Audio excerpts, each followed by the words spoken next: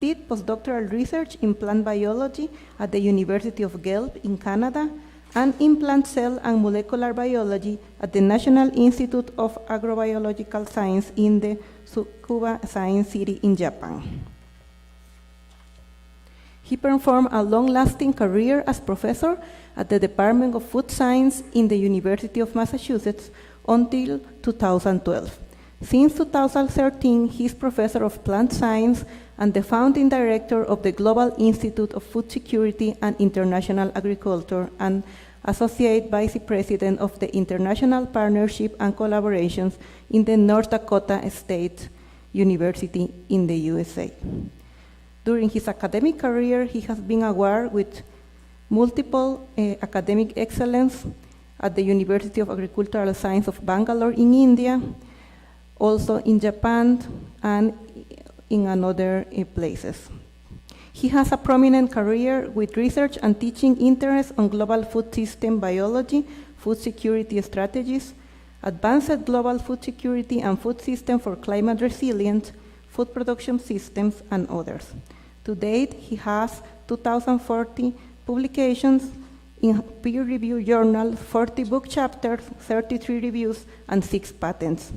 Dr. Kalidas will close this scientific presentation with his interesting talk, Systems Innovation in Agriculture to Address Global Challenge with International Collaborations. Thank you, Dr. Kalidas. Thank you. I love it here. They add 1,000 extra. Thank you so much. It's a real pleasure to be back in Costa Rica again. At the 50th anniversary of CIGRAS, and I must thank Luis and also my good friend Victor Alemana Jimenez because of his connections to Germany. Many of my fundamental research I had presented at the workshop. So what I try to do is, seeing that this is the last presentation, I'm trying to sort of put this into a larger global context of the global challenges, and also in a way summarize for young people how, from a 60s, 70s growing up in India, how you can reach out to the world and have a global career, and also take all these aspirations and linkages towards further building global collaborations. So my life has been about global collaborations, and that's the kind of inspiration I like to leave with young people today. So I want to quickly summarize my journey from India to the US and elsewhere. From that, you can get a perspective of how some of my thinking has emerged. So large part of this is not to tell about myself, but more about my journey and perspective for young people. And so I did my early childhood schooling in India, starting with a village school, because my father was a medical doctor after the independence in Mahatma Gandhi post-era, and he worked in a mountain village where I first went to school. So after a few years there, I went to a private boarding school because a well-to-do uncle of mine supported my education, seeing my early school work. And subsequently, after my bachelor's in India, I was fortunate to get scholarship to study at the University of Idaho. And then after my master's and PhD, fortunate to do a first postdoctoral science after microbiology studies in Idaho in plant molecular biology in Japan, and subsequently a second postdoc in Canada, and then a good 20 years at the University of Massachusetts from assistant professor to associate to professor, and during which time I was very fortunate to be selected as a Jefferson Science Fellow to work in the US State Department for 1 year and subsequently consultant for 5 years. And that's where many of the ideas on global food security and global challenges and the understanding of the global shifts that is occurring that can be integrated back into my research is what I will add.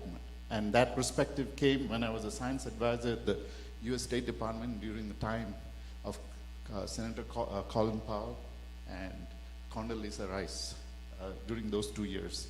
And eventually, last 10 years, I have been a director of the Global Institute of Food Security and International Agriculture, where my life journey has been put into a sort of a platform where I think today, if you see two fundamental changes that's occurring in the world, it's chip security and food security.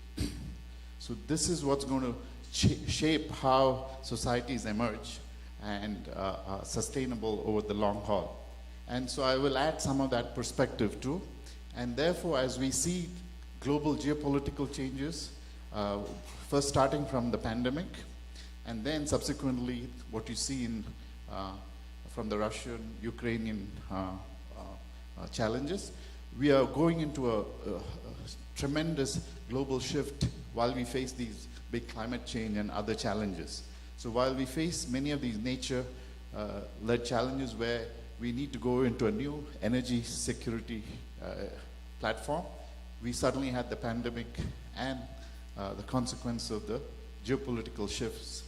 And those are very important, and therefore, how is your education and science going to go hand in hand in shaping this? So if you look at the last century, or the 19th century, or 20th century, the three major innovations that changed humanity, one is the early part of 1900s where you had the quantum atomic concepts, you know, proton, neutron, electrons, and now, of course, more deeper, it's gone more deeper. And by the 50s, you had the Watson and Crick biomolecular revolution, and from DNA, then by 60s, RNA, protein synthesis, all of those emerged, science emerged. And by the end of the century, information revolution. So as these emerged, in this century, while we face a potential of a sixth anthropogenic decline, where the balance between the environment and biological system is at a very critical level, where we potentially have lost 1/3 of our species in the last 100 years, those are going to be the fundamental balance of how humanity, science, and technology needs to sort of sustain the biology of the environment and the plant, and biology of the environment and its balance. And if so, is this human being and its cognitive perspective, can it manage that while we also advance the tools to sort of help us along that? And the question from what we see in the pandemic and now, there's questions regarding whether that's possible. So this means in this century, we have this systems integration where it's the control points that balance the environment and biological system, and the human interplay with the technology is going to shape. So the systems integration and science advances linked to it is going to be the driver of global innovation. And these are the four critical pillars in which this science will advance. So as we see this more deeply, you have suddenly a shift in global challenges. By year 2000, we not only have hunger, but we have another bigger population going towards excess calories, meaning our health paradigm has suddenly shifted, where global food security challenges are not only about undernourishment in 1 billion of the population, we have 2 billion population who have too many calories, but also deficiency in micronutrients. So we have an explosion of global obesity crisis, where the primary disease that the world is facing is not only diabetes, but its consequences towards all other diseases. So we have a whole shift in paradigm while we face the environmental consequence of climate change, trying to move away from our energy basket, which is 60% fossil fuels today, coal and petroleum, and it's even more dependent post-Ukraine.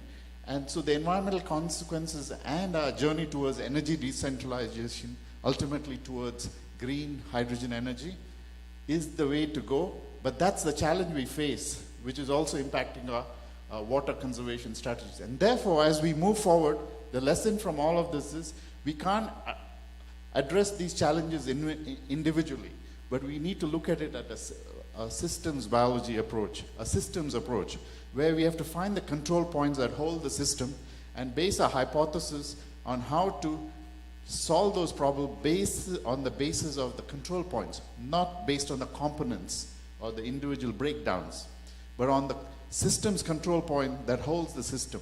So if we drive it based on that, then the complex biological system of the planet can be better held. So the future of a lot of the science will be understanding the system control points and building a hypothesis around those control points. Okay? So that's the future that you need to grip at this moment to understand systems-based learning. So this systems-based learning is going to be driver of all major innovations, whether it's food security or chip security or everything else that's grounded our movement towards green energies, especially green hydrogen. And so this systems-based foundation is what we have applied to understanding food security. So I'll illustrate with the food. And Dr. Mock so elegantly presented this chlorophyll versus anthocyanin, which is brilliant. And so ultimately, our food security is dependent on this 500 million years ago of land-plant evolution that's emerged. And this plant systems approach to global food is very, very important. And in this, the diversity of the food system that's emerged in each of these communities, it has to be sustained, because every ecology is important as we try to build resilience into a plant food system-based overall system. And therefore, within this, the microbiome is very central, because I will illustrate it in the next picture. It is the original microbiome that emerged around 3 billion years ago, and then there was a extinction of an ice age for 300 million years, and subsequently a second emergence of prokaryotes about 2 billion years ago, and finally 1 billion years ago when eukaryotes emerged. But what's critical is this too ancient part of life, which is 3 billion years ago and 2 billion years ago, is still with us as this oxygen biology emerged and plant photosynthetic linked systems subsequently emerged. So this interplay of this ancient microbiome and all the eukaryotic systems that since emerged, that interplay is very central across biology, from the environment, to our own gut health, to plant health, and to the entire spectrum. Is this microbiome and oxygen-based life balance, how the feedback loops work within this, and how evolution has shaped that is still very important. And that's a critical control point we need to handle as we move towards food security and environmental security and all other challenges we face. So this is a critical control point.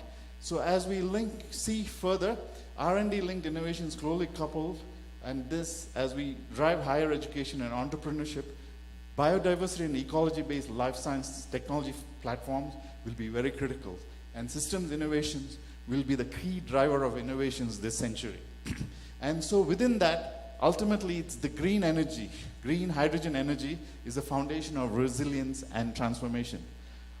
It's the energy that finally drives innovation and technologies. Right? Without the energy sustainability, none of these other advances can happen. And this is the future, and it's coupled to the very systems platform on the biodiversity of the planet and the ecology-based life systems that has emerged on it. And therefore, if you look closely, there are two phases when water really emerged on this planet. One that came from the Jupiter, the asteroid belt, and second is a recent study show it's really the hydrogen from the sun itself that was a key generator of water. So this water really in its three phases is the driver of life. And the two critical events I mentioned 3 billion years ago and 2 billion years ago, the microbiome, the bacteria, the prokaryotic system that finally aligned subsequently with the eukaryotic is still part of us. And ultimately, if you look at some critical events, there are many events you can pick up, but there are some critical events. As these hominids came, first the mammalians and later the hominids that shaped finally the evolutionary journey of this anthropogenic species, which is Homo sapiens sapiens, and ultimately the domestication of 20,000 years ago after the last ice age. That is the food system that is shaping us, or where the breeding system is being built, or the other systems built. So this mass global exchange happened in the post-colonial world around 1500s, after the Renaissance. So it is the Portuguese who helped to move these plants from the Vavilor's origin of diversity. And so that is now the foundation of the Cree agriculture systems that we face. And so today, we are burdened with not only global warming and trying to correct the ozone challenges that we face, but how do we balance all this and drive the macronutrient balance that's causing the global obesity crisis, and how do we then build back the eukaryotic prokaryotic balance across different domains. But you can see all of these domains have common control points, okay, in the very foundations of how life emerged on this planet.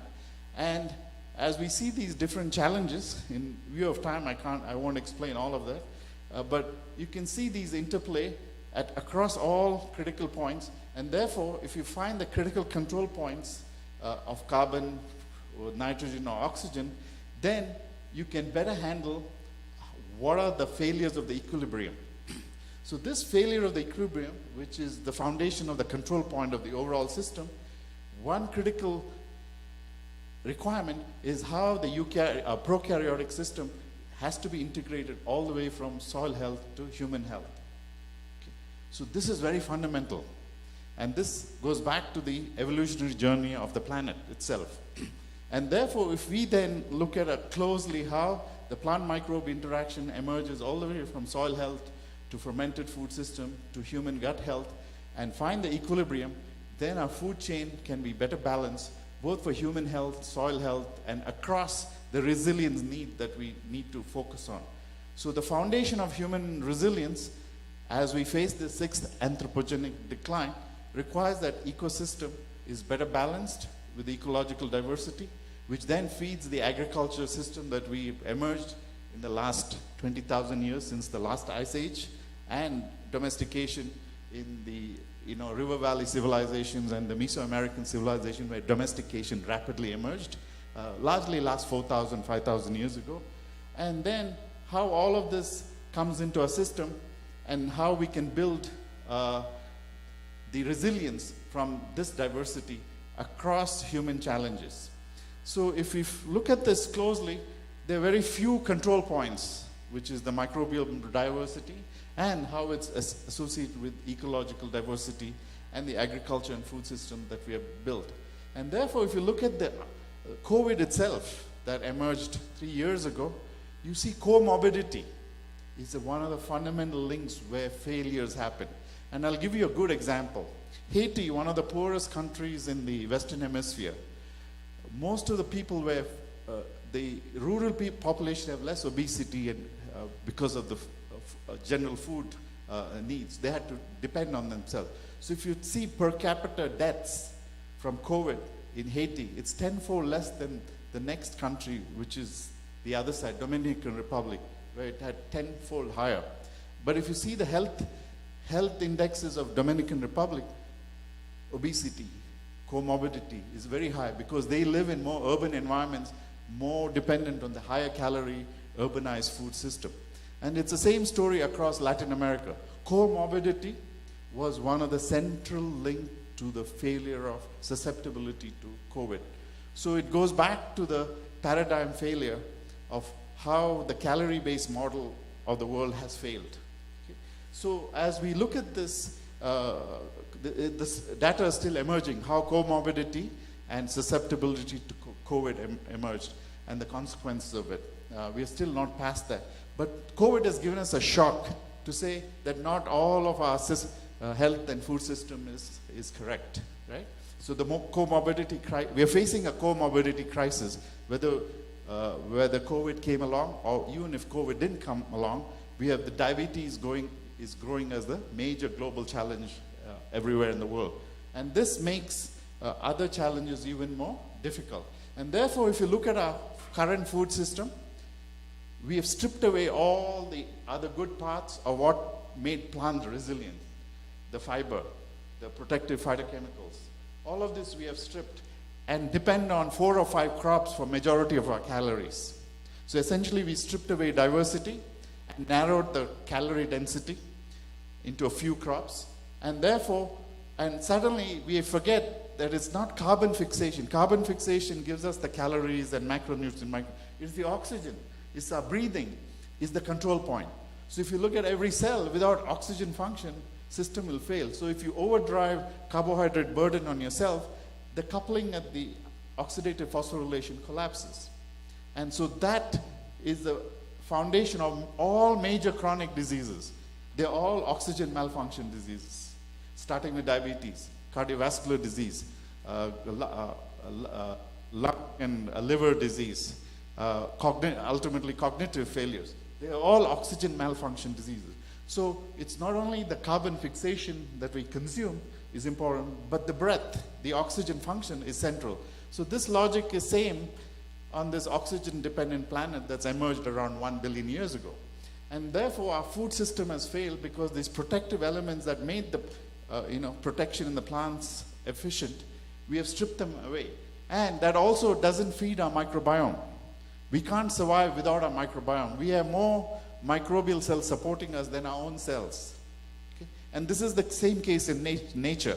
Across ecosystem where eukaryotes emerged, the microbiome, the prokaryotic system is critically important. Okay? So these two failures of the oxygen supporting system and the microbiome system is one of the biggest failures of our food system.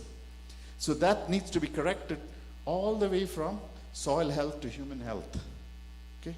So it's not that you only have to go away from chemical. No, you have to go to an integrated platform where whole foods and the microbiome support needs to be sustained.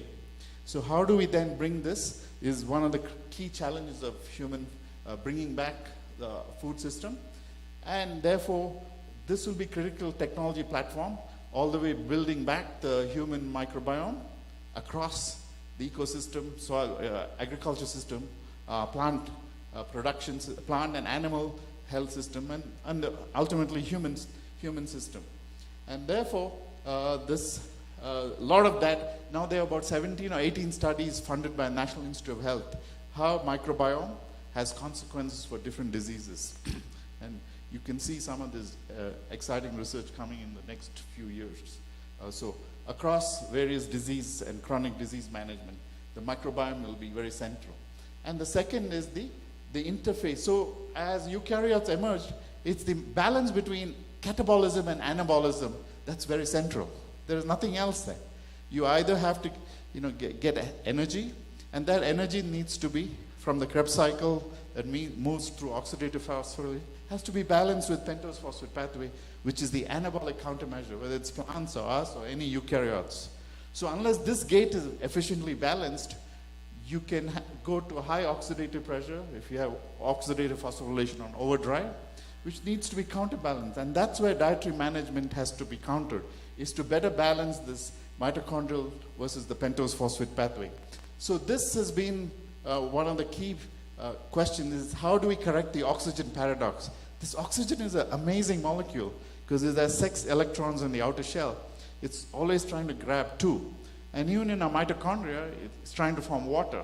When that system fails, you're going to have different kinds of reactive oxygen species. And therefore, if you see all the disease burden of high-calorie diet, it's an oxygen paradox coupling that's failing with this inexpensive refined sugars. And therefore, what Dr. Mock has showed on the anthocyanin side, many of those compounds needs to be fed back into our diet. And so a lot of studies are emerging how blueberry is good for cognition, or a lot of these phytochemicals help to chemoprevention. And so therefore, this oxygen paradox through the logic of the plant metabolism has to be the foundation. And the good thing about this is what plant systems produce in its dealing with human plant stress and environmental strength, many of these similar related compounds could be more effective for many of the oxygen countermeasures that we need. And therefore, this dual function approach of this mitochondrial function and cytosolic gate, which is what is efficiently managed when these phytochemicals are produced, okay, for different purposes, of course. And therefore, how did human systems build all this into their food chain? And therefore, how do we find this metabolic basis for this plant system surviving in this emerging climate challenge that we face? And at the same time, how can we move the carbon more towards human health and correct many of these deficiencies that we are facing along with these different chronic diseases that we're facing. Started with glycemic index failure, towards diabetes, to cardiovascular disease, ultimately other cognitive failures, autoimmune disease. They're all progressive oxygen breakdown disease. Ultimately, they even say Alzheimer's is type 3 diabetes. It's really a carbohydrate metabolism failure reaching the cognitive function.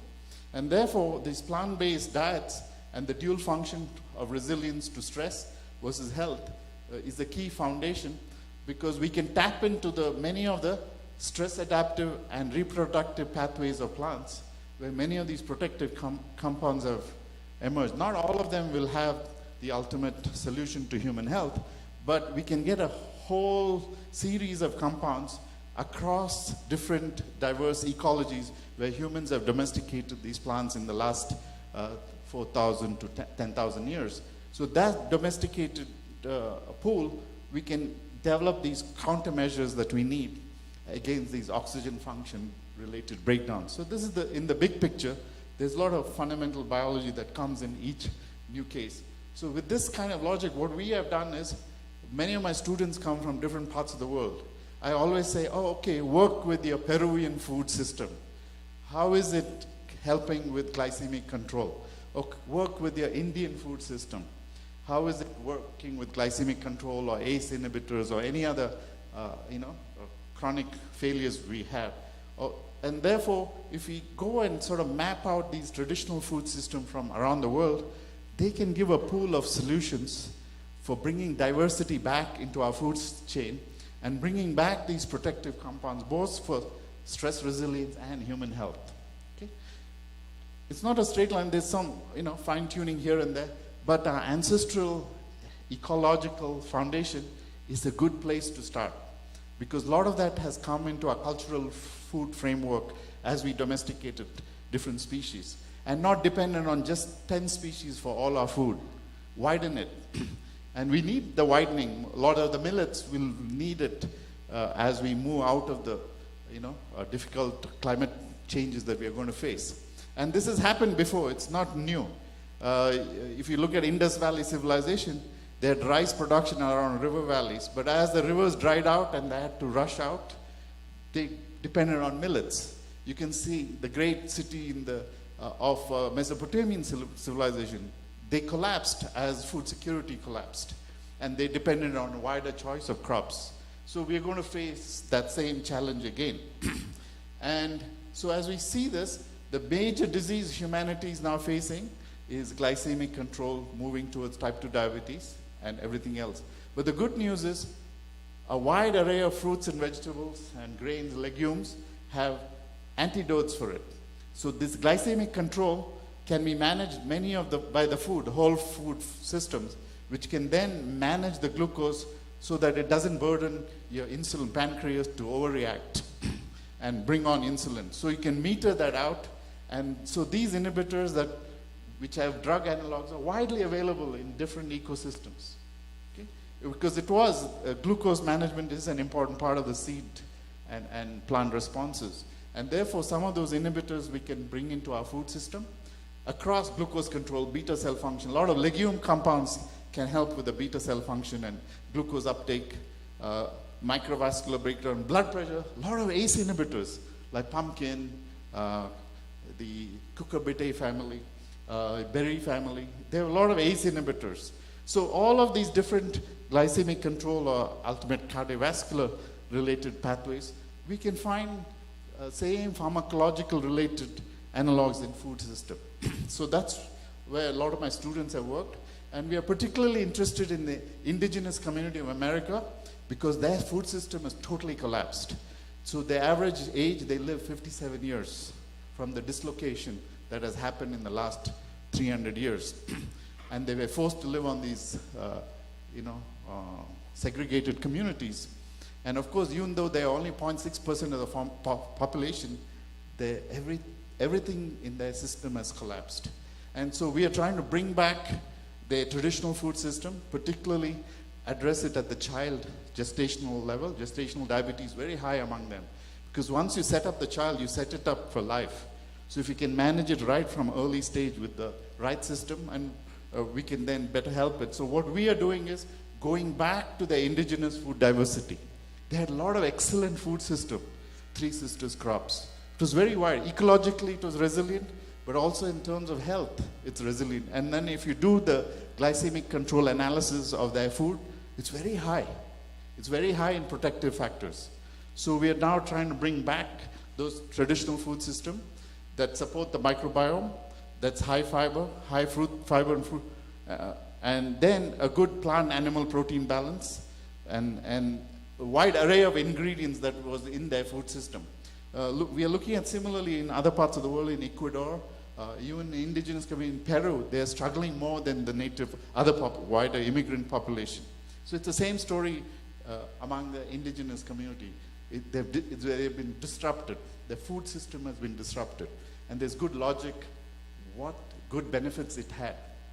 And that's, a lot of it is high fiber, whole food, many protective compounds. So this indigenous foods diversity, here's an example of a Three Sisters crop of the Native Americans. A pumpkin, colored corn, colored bean. They all grew it in one single ecology. And if you look at ACE inhibitors, blood pressure control inhibitors, they're all very high, 200 times higher. So what are they given today? Fry bread, refined flour, refined salt, refined oil, refined everything, right? So if they go back to this whole food system, which is what we are working on. So we now have even from a indigenous baby food strategy, going back into the traditional food system and building it back. And therefore we have this integrated approach because the Great Plains has a lot of native communities even today. So we are working with each individual communities and seeing what was their traditional food system, especially edible roots, which are good prebiotic, nice oligosaccharide that can support the good bacteria. So all of these traditional food systems, we are bringing it back. And then there are other concepts within this that I don't have time. Some benefits of intermittent fasting within these glycemic burden that we face, so why that's important. And so it's also something we're working with the indigenous community to bring a much more holistic approach to wellness. And therefore, I have no time to go into this.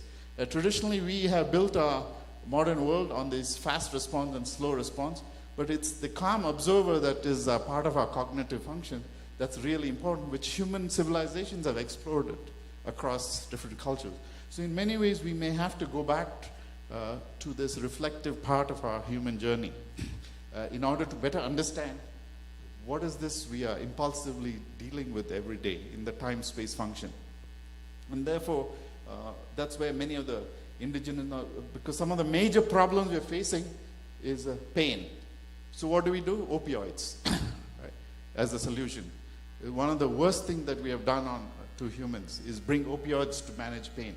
So there are better ways to do that. Lack of sleep, lack of happiness. So there's a lot of these foundational failures of our cognitive system. So how is food and other wellness can bring this? And that goes back to what our cognitive function really is. Okay.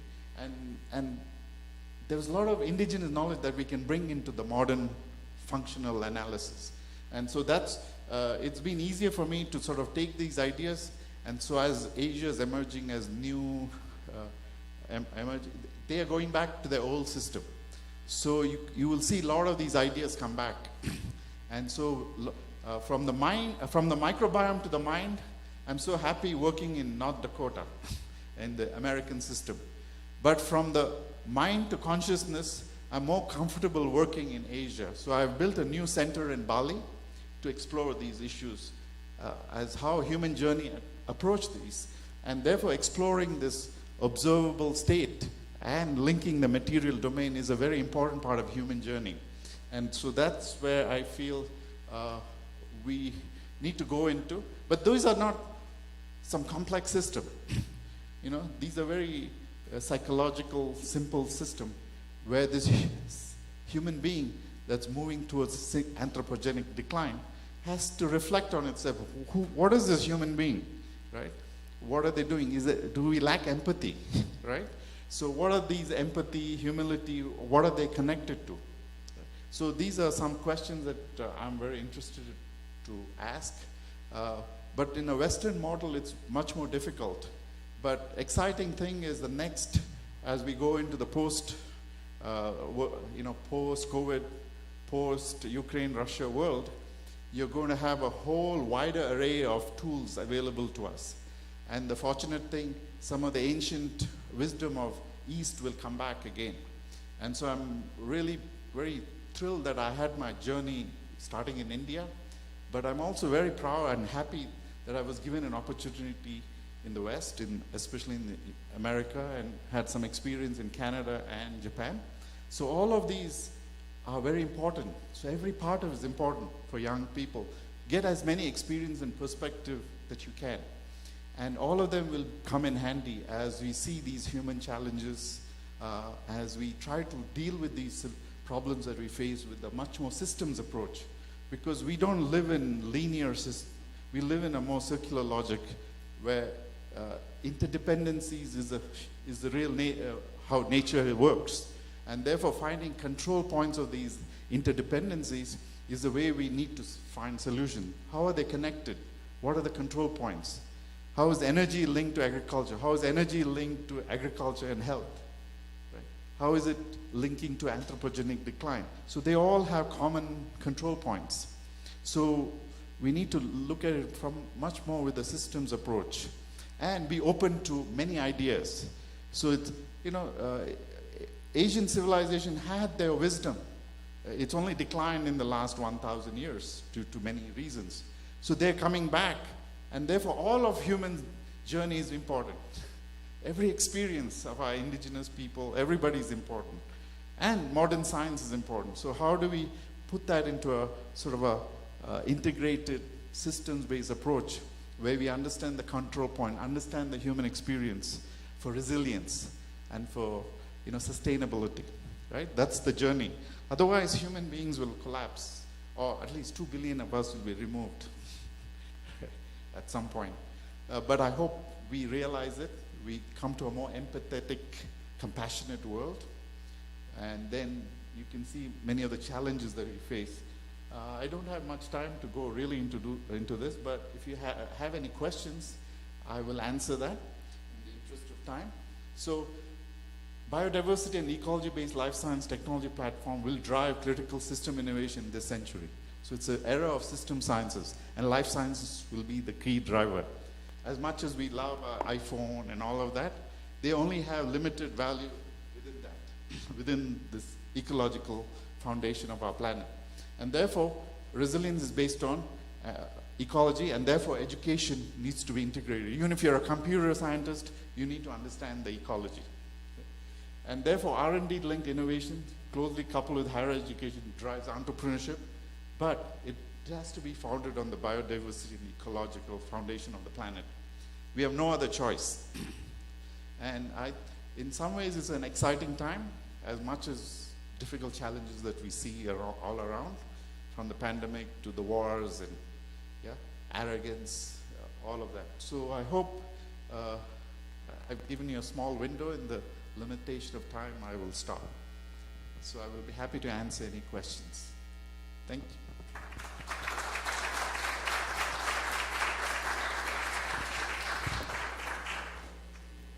Thank you, Professor Shetty, for this really nice presentation.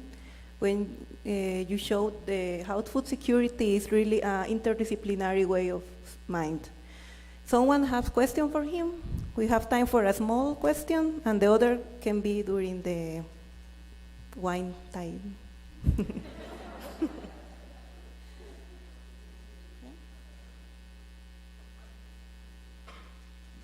No questions? Yeah. For me, this was really a lot to digest, I have to tell you, being more like a experimental scientist in a way. But I was focusing on one issue in your presentation when you talked about indigenous peoples and their diets. I suppose that among indigenous peoples there are very different amounts in which they adopted modern food. So some may have stayed much closer to their original diets than others. Yes. Would it be possible to study these differences? Oh, and brilliant. combine them with Excellent question. In the US, there are 534, 540 tribes still in small populations. Generally, most systems collapsed because they were relocated and moved around. But some who realized this 60 years ago, like the Cherokees, there were some tribes that didn't fall into the trap of our modern diet, like many other indigenous communities.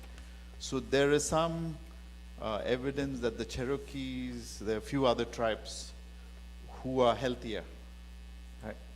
But it's still emerging. But still, they, like all of us, it's not the Cherokees or anyone, you and me, or all of us, we have fallen trapped into these diets. So it's been very hard because the science defined macronutrients and micronutrients very narrowly.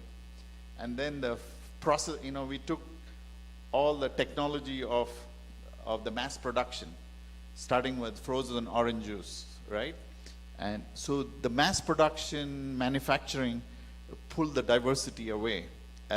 And then we define food security as just macronutrients and micronutrients. So this is not, and the indigenous people faced it the most because they were dislocated in all of the, Australia, everywhere. Even India, we have indigenous coming from 2,000 years ago. So they also suffered. So indigenous poor population suffered more than everyone else. But there are some community like the Cherokees who are dealing with it better. Thank you. Okay. Thank you, Professor Shetty, for this really nice talk. Please give him an applause. Thank you.